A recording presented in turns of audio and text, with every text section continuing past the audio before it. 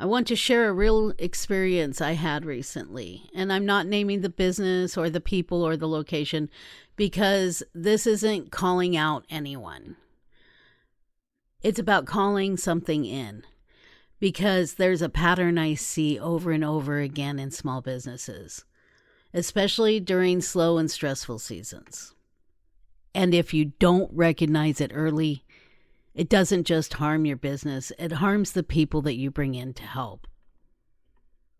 If you've ever said, "We just need the phone to ring," this episode is for you. I was brought into a business to help with visibility, marketing, and growth. The business was in its slow season. Financial pressure was real. Stress was high. And the hope, spoken or unspoken, was that marketing could flip the switch and solve the immediate problem. There's an expectation that once something went live, results should follow quickly and almost instantly. And here's the thing, that belief is totally understandable. When you're under pressure, you want certainty. You want traction. You want proof that help is helping. But marketing doesn't work in a vacuum. It works inside systems. It includes data and history, alignment, timing, and communication. When those pieces aren't there, urgency fills the gaps, and urgency is loud. Scarcity thinking doesn't usually announce itself. It shows up as impatience, as shorthanded conversations, as silence where collaboration should be. And one thing that really gets on my nerves is when business owners who are well-educated, well-thoughtful, well-trained in their field of expertise think they know how to market. And they try to tell you, the person who's well-versed, well-trained, and that's their craft, how to do their job, and that they know so much better,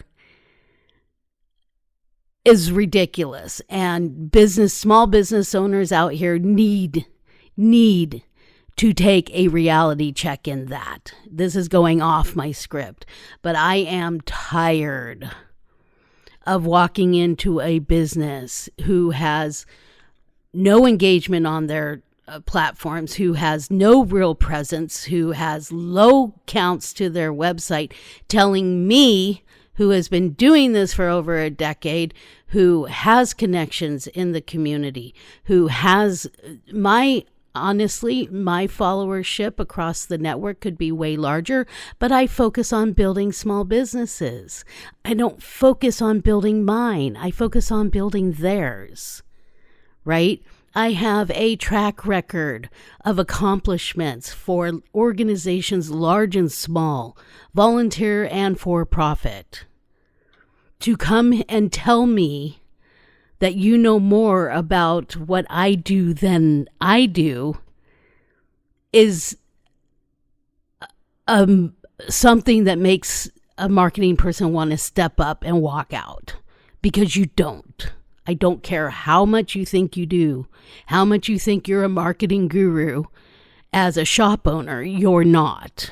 You haven't had the experience, the training, or the coaching that we have. You do not know what you're doing. Okay, now, some people might be mad at me for that, but I need to get that off my chest. Stop telling your marketing people how to do their job. You do not know. Back to this. In scarcity mode, leaders often want certainty where none exists. They want immediate results from long-term systems. They outsource responsibility without fully sharing context. And they confuse activity with strategy. That is annoying. And I want to be clear here that it's not with bad intention. Most business owners in their space care deeply. They're exhausted, they're carrying everything, and they're just trying to survive. And we're trying to help you. But when leadership shifts into survival mode, Everyone around them feels it, even if it's never said out loud. When someone is hired into urgency without alignment, it creates a specific kind of damage. It erodes confidence, it creates emotional whiplash, and it places impossible expectations on one person. Silence from leadership isn't neutral, it's destabilizing.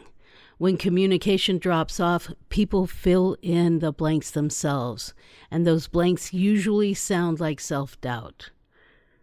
Trust starts to erode, and once trust erodes, partnerships turn into quiet pressure. What's especially hard is that the person brought in to help often absorbs the stress of the business without having authority to change the systems that caused it. That's not leadership, that's disablement. And over time, it costs the business good people and costs those people something too. The situation didn't require perfection, it required presence. Clear success metrics up front, shared understanding of realistic timelines, regular check-ins, even if they're short ones, acknowledging seasonality and constraints instead of ignoring them, and most importantly, treating marketing as a long game with short wins, not a magic lever you pull when things just get tight. Leadership isn't about having all the answers. It's about staying present while the answers are still forming. If you're a business owner listening to this, here's what I want you to hear, gently but clearly. Don't hire from panic. Don't disappear when you're stressed. Don't expect one person to fix systemic issues. If you're hiring marketing help, you're hiring a partner, not a miracle. And if you're leading people, your emotional state is not separate from your business. It's part of the system. How you lead during slow times determines whether help actually helps or quietly walks away. I'm sharing this not to criticize, but to illuminate. Local businesses are the heartbeat of our communities, and leadership matters more than any ad campaign ever will. If you're feeling the pressure right now, you're not alone. But how you respond to people, to partners, to uncertainty will shape your business far more than any single decision. Lead with clarity, communicate with courage, and remember, people are not expendable resources. They are the reason businesses survive at all.